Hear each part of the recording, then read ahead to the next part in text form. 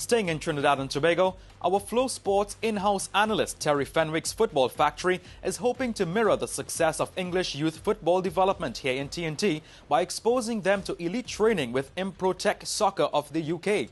In early November, he hosted Improtech director Martin Scott and Neil Saxton, managing director of Catalyst 4 Professional Sports Management. So the initiative is about marrying together this success that England and the development courses that have happened in England over the last 15 years are now bringing success at all international levels.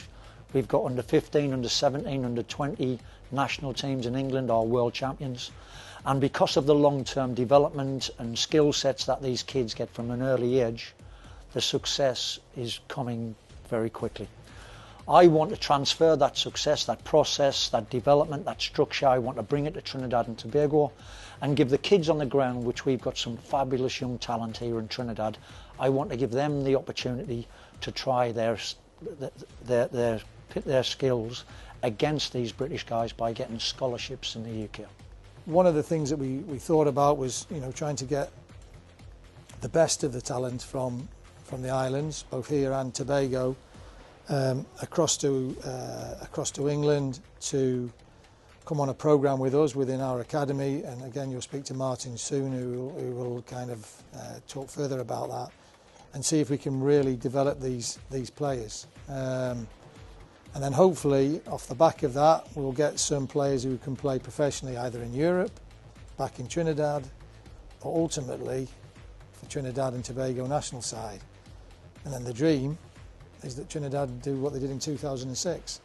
I've obviously worked really hard in the UK and obviously speaking to Terry Fenwick and understanding he's been here quite a few years now and what he wants to bring to Trinidad.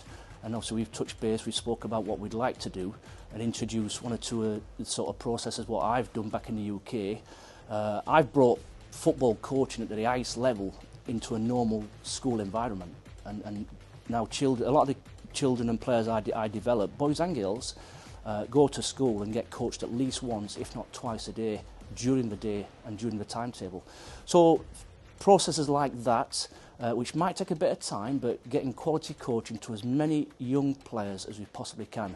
And some of the sessions I run, the actual player touches the ball between, I think it's 4,000 and 6,000 times in a sort of 90-minute session, which is amazing. If you do that on a regular basis and practice more and get the kids to really buy into it, get the parents to support the kids, you'll start to see the rewards. I think I look back probably 10-15 years of real commitment from a lot of people, from grassroots football, getting young players to touch the ball a lot more. So obviously creating for instance 4v4 games, 5v5s, 8v8, so making the pitches smaller so that the players actually get more touches.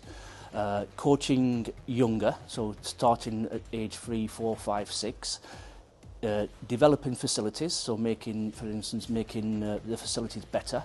The AstroTurf has been fantastic for the UK. There's been more facilities being built, more infrastructure, more money being spent on all them aspects 15 years ago. And I think now, if you look at the England youth, have won I think 2 or 3 now World Cups, and the first team, more younger players in the first team at England international level.